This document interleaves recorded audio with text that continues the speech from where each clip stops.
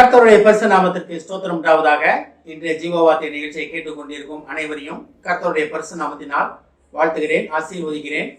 இன்றைய தின தியானத்திற்கு தேவன் கொடுத்த வேத பகுதி அது யோவான் எழுதின சுவிசேஷம், அதில் 15ஆம் அதிகாரம், அதில் 12ஆம் வசனம். யோவான் 15:12. நான் உங்களில் அன்பாய் இருக்கிறது போல நீங்களும் ஒருவரில் ஒருவர் அன்பாய் இருக்க வேண்டும் என்பதே என்னுடைய கற்பனையாய் இருக்கிறது. நம்ம ஒருவரில் ஒருவர் அன்பாய் இருப்பதற்காக தேவன் நம்மளை அழைக்கிறார். நம்ம ஒருவரில் ஒருவர் அன்பு கூறுவதற்காக தேவன் என்று நம்மளை அழைக்கிறார். இதான் தேவனுடைய கற்பனையா இருக்கிறது. நம்ம பார்க்குறோம், யாக்கோபுல பார்க்குற ராஜரிக பிரமாணம், இதே அன்புதான் ராஜரிக பிரமாணம் அப்படின்னு பார்க்குறோம். அந்த 10 கட்டளைகள் அது கற்பனைகள் தான், நம்ம எதை செய்யணும் செய்யக்கூடாதுன்றது தான். ஆனால் இதில் ஒருவரில் ஒருவர் அன்பாய் இருங்கள் என்பதே தேவனுடைய இயேசுவினுடைய கற்பனையா இருக்கிறதுன்னு இதில் பார்க்குறோம். அப்போ நம்ம அன்பாய் இருப்பதற்காக அழைக்கப்பட்ட அழைப்பை உணர்ந்து நம்ம என்ன செய்து கொண்டிருக்கிறோம்? இதை கேட்டுக்கொண்டிருக்கும் தேவஜனமே, என்ன அழகா இருப்பாருங்க. நான் உங்களில் அன்பாய் இருப்பது போல. தேவனுடைய அன்பு மாறாதது.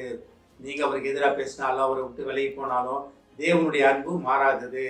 தேவனுடைய அன்பு எந்த அளவுக்கு, பிதாவின் அன்பு எப்படி போச்சுன்னா, தன் சொந்த குமாரனே நமக்காக பலியாக்குற அளவுக்கு போச்சு.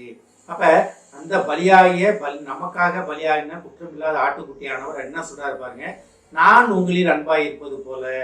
அப்ப இயேசு கிறிஸ்து நம்ம மேல வைத்த அன்பு தான் நம்மளை இங்க உட்கார வைத்திருக்கிறது, நம்ம உலகத்திலே மனிதராக வாழ வைத்துக் கொண்டிருக்கிறது. இன்னைக்கு நம்ம கிடைத்த படிப்பு, வேலை, சகல காரியங்களும் பார்த்தீங்கன்னா அவருடைய நம்மேல் அவர் கொண்ட அன்பினாலே உண்டான காரியங்கள் தான். அனைத்துமே நம்மளை சுற்றி இருப்பது எல்லாமே அவருடைய அன்பினால் உண்டான காரியங்கள் தான். அதனால்தான் நான் உங்களில் அன்பாய் இருப்பது போல நீங்களும் ஒருவரில் ஒருவர் அன்பாய் இருங்கள். அது நம்மளால முடியுதா? இது ஒரு பெரிய கொஸ்டின் மார்க்கு. நான் நிறைய அடிக்கடி இதை பற்றி பேசியிருக்கேன். நான் அன்புனா என்ன? அன்பு இல்லாத மனிதர் உலகத்தில் உண்டா? கிடையவே கிடையாது. விலங்குகளையும் சரி, சுவாசம் உள்ள அனைத்துமே அன்புள்ளது தான். எல்லாருமே அன்புள்ள மனிதர்கள் தான்.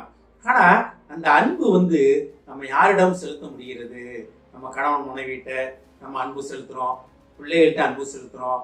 ஆனால் பக்கத்து வீட்டுக்காரங்கிட்ட, எய்த்து வீட்டுக்காரங்கிட்ட, கீழே வேலை பார்க்குறவங்ககிட்ட, நமக்கு மேலே வேலை பார்க்குறவங்ககிட்ட, நம்மளை உடன் கூட இருக்கிற நண்பர்கள்ட்ட, சகோதரர்கள்ட்ட, நம்மளோட சொந்த பந்தங்கள்கிட்ட நம்மளுடைய அன்பு உண்மையாக இருக்கிறதா? இல்லை நான் யார் தெரியுமா, நான் எங்கே இருக்கேன் தெரியுமா, இவன் யார் தெரியுமா, அப்படி அவங்களோட ஸ்டேட்டஸை வச்சு, அவங்களோட படிப்பை வச்சு, அவங்களோட வேலையை வச்சு, அவங்களோட சொத்துக்களை வச்சு நம்ம அவங்கள்ட்ட அன்பாக இருக்கிறோமா? நிறைய உலகத்தில் நிறைய பேர் உண்டு. பெரிய காசுக்காரங்கிட்ட தான் அன்பாக இருப்பாங்க, பேசுவாங்க. அவங்க நல்லா படிச்சு நல்ல பெரிய லெவலில் இருந்தாங்கன்னா அவங்கள்ட்ட அன்பாக இருப்பாங்க. கொஞ்சம் தரமட்டத்தில் கொஞ்சம் கீழே இறங்கி இருக்கவங்ககிட்ட இதெல்லாம் ஒரு ஆளா, இப்படிலாம் போய் பேசணுமா அப்படி போயிடுவாங்க. அது ஒரு மரியாதைன்னு நினைக்கிறாங்க. ஆனால் அது கிடையாது. சகலர் இடத்துல அன்பு கூறுவதற்காக தேவன் நம்மளை அழைக்கிறார். ஒருவரில் ஒருவர் அன்பாக இருங்கள் தான் அவருடைய கட்டளையே, பிரதான கட்டளையே.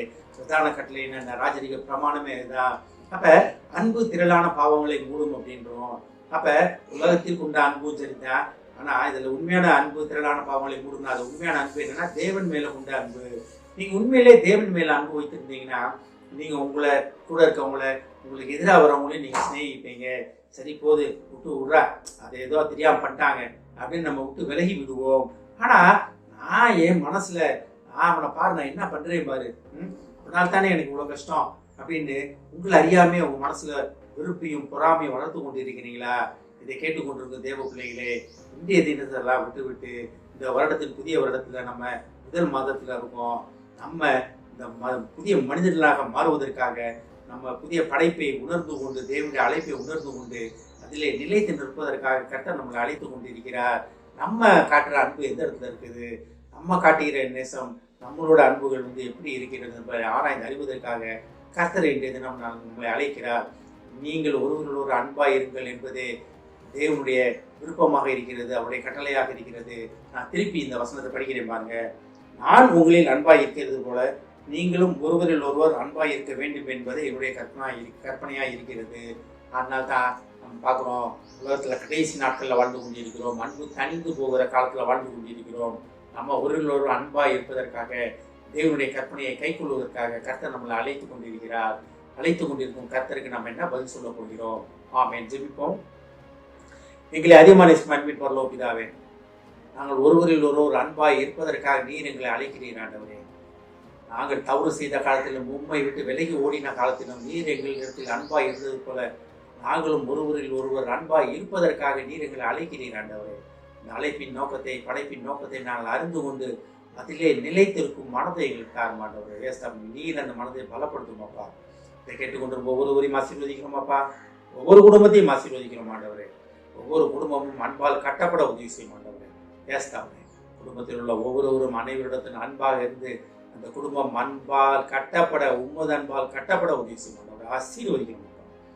இயேசுவின் மூலமாக கேட்கிறேன் நல்ல பிதாவே, ஆமென். கர்த்தர் உங்களை ஆசீர்வதிப்பாராக.